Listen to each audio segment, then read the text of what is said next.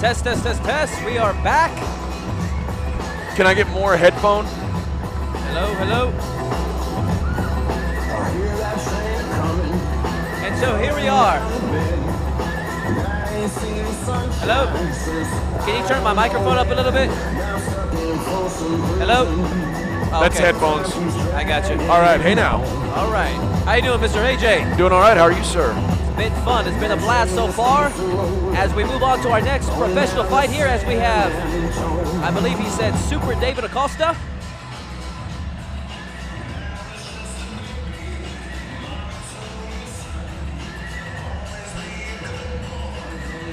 This is an odd fight for me. It's a former training partner versus a current training partner. What's that? This is David Acosta, correct? Yeah, this is David. Awesome. David Acosta coming into this fight with a record of 3-1. This is his third fight of the year. His last fight was in May.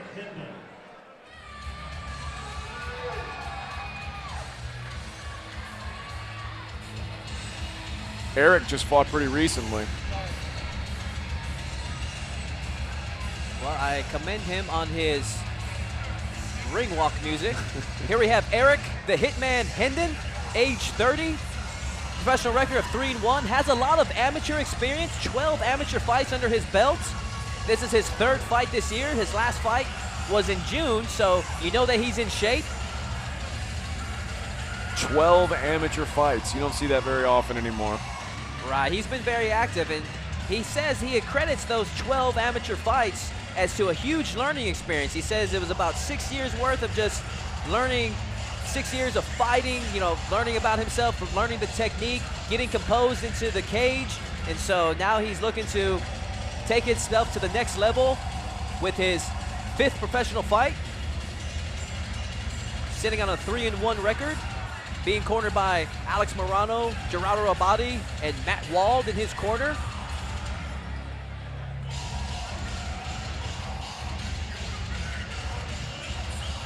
I asked him, what's the perfect scenario finish for you in this fight? He says a 30-second KO. Isn't that the perfect scenario for everybody? Pretty much. So on the flip side, I've trained with both these guys, and their jiu-jitsu game is very similar. Both really like to use leg locks. Obviously, it looks like a pretty big size advantage. Right. For Eric. Right. David Acosta standing a lot shorter than Eric the Hitman Hendon. Hendon standing at 6 foot. Massive for a 35. Acosta standing at 5'5". Acosta says he would like a quick and easy submission, so both fighters looking for a quick stoppage. Ladies and gentlemen, the following contest is scheduled for 3 rounds in the Fury FC Bantamweight division. Introducing first. Fighting out of the blue corner, he stands 5 feet 5 inches tall and weighed in at 134 pounds.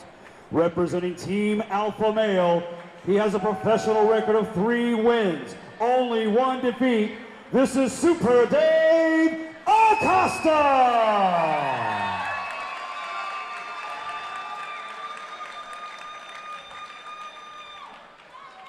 And introducing his opponent. Fighting out of the red corner, he stands 6 feet tall and weighed in at 136 pounds. Representing Gracie Baja Woodlands, this is Eric Hendon!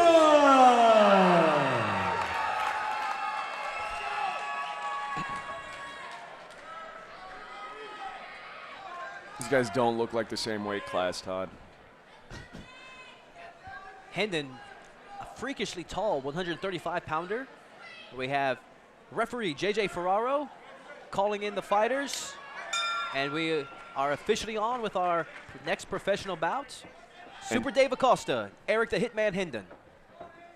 And Dave normally fights at 125, so he's up a weight class already and happens to be going against a ridiculously tall bantamweight here. And speaking with him that yesterday, he says he watches very little video on his opponents. He focuses mainly on himself, trying to improve himself in every aspect of the game.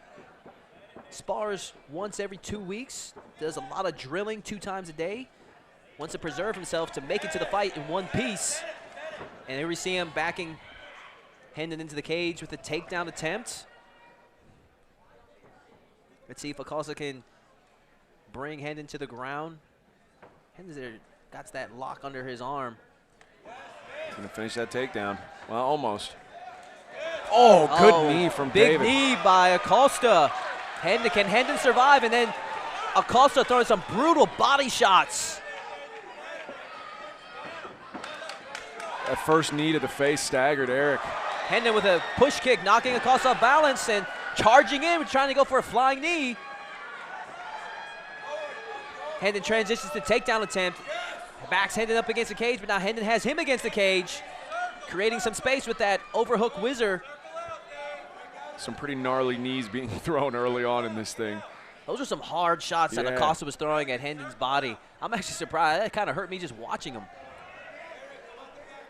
Acosta with an unorthodox headlock there for a moment.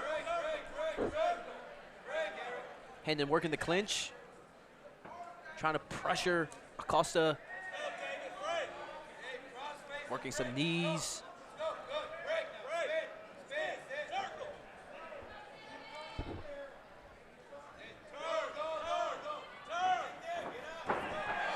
Hendon with a solid takedown.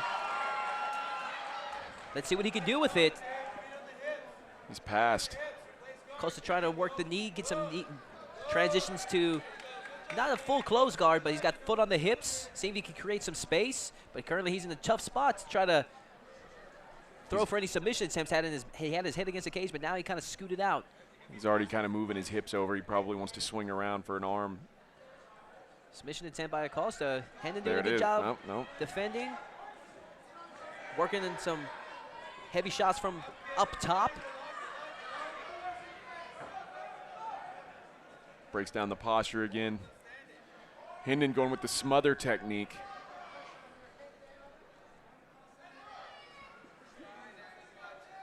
This is happening right in Eric's corner. Acosta going for a triangle attempt. Hendon needs to pummel that arm back through. You see Acosta doing a good job controlling Hendon's posture, making it difficult for Hendon to land anything solid as far as ground and pound shots. And we see Acosta trying to work those angles ever since he got his head away from the cage. And now Hendon does a good job putting him back to make it difficult for Acosta to go for the submission attempts. And Hendon with some heavy shots from the standing position opts to go back down to the floor. Hendon doing a good job pinning Acosta's head against the cage, making it difficult for Acosta to create the angles for submission attempts. And it's so helpful to have this happening in his corner. As you know, I think Alex Morano is one of the best corners in the state. Very calm, always good, solid instruction from the corner. And Eric's getting it right there. You're definitely right about that. David Acosta doesn't have any slouches in his corner either. Has coaches Victor Posa, Coach Joe Acosta also in his corner. Fighting out of Team Alpha Male currently. Lives in California for the past year and a half. Lived in Houston prior to that. Friendly reminder, please, for the safety of our fighters, no flash photography. If your flash is turned on, turn it off. If you see a neighbor, please tell them, turn your flash off. As it would go, Acosta also met one of our main event fighters, Ricky Terciois, both from Houston. They both met, ironically, in California just recently when they both decided to move up there to transition to Team Alpha Male. Small world, isn't it? It is. Short time left in the round. And small bodies at Team Alpha Male. Hey, the 135 pounds, they wanted to train with the best at their weight class. They picked a solid team. Short time left, 10 seconds. Hendon finishing on top. See if he could. Acosta trying to go for a last-second submission. Ends up Hendon making him pay for it. Nice finish by Hendon. Hendon playing the head games. Nice finish there by Eric Hendon. Finish to the round. I would definitely give that round to Eric Hendon. Controlled the majority of the round, finished strong.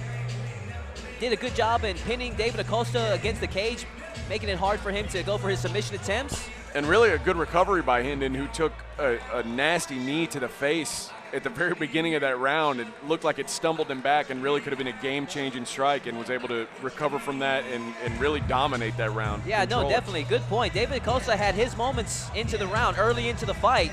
That heavy knee and some solid swinging shots to the body.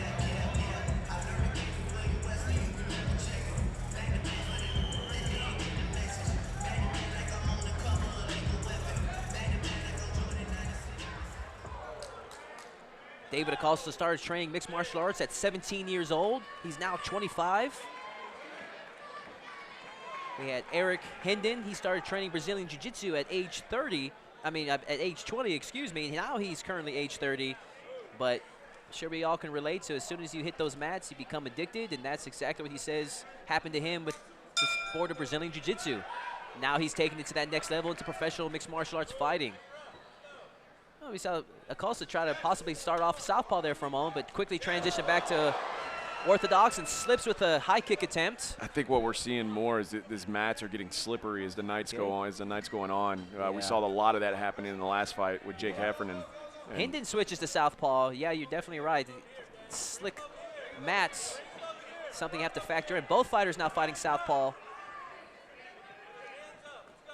Hendon said he was definitely going to mix it up in this fight. He'll sometimes fight conventional. He'll sometimes switch it up to southpaw, staying true to his word. If you have that ability as a fighter, is it your preference to switch to the same stance that your opponent's at? You know what? I would say it's more important for you to fight in the stance that you feel most comfortable with. If you try to switch it up, and right here, Hendon putting the pressure on Acosta. Elbow shots to the head. He said that was his favorite technique. Yeah, those are nasty, like sort of jabbing, lunging forward elbows. No, as I was saying earlier, don't accommodate your opponent. Just fight where you feel most comfortable. If they have an opposite stance than you, but do you feel more comfortable with the other? Oh, wow! Spinning back fist into the head. David Acosta. Knockout victory. Wins out of nowhere. David Acosta with that spinning back fist, then followed up with a right hand to the face and knocks out Eric Hendon. Super Dave Acosta earning his 4th victory as a professional, improves to 4-1.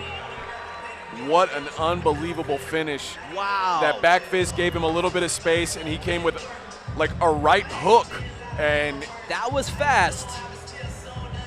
Eric very frustrated.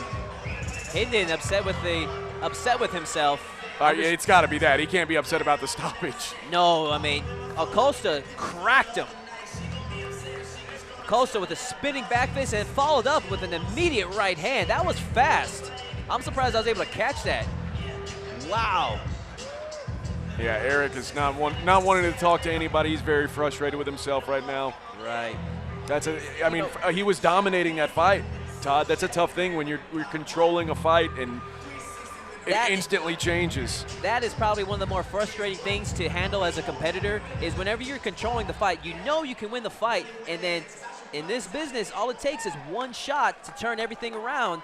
Super Dave Acosta stayed composed. He was in trouble in the first round in a couple of spots, but he came back, put himself in a position where he was comfortable, and scored the knockout victory. Excellent victory there by Super Dave Acosta. Ladies and gentlemen, referee JJ for Oro stops this with 1 minute 17 seconds into round number 2 for the winner by way of knockout, Super Dave Acosta! Excellent. Big win.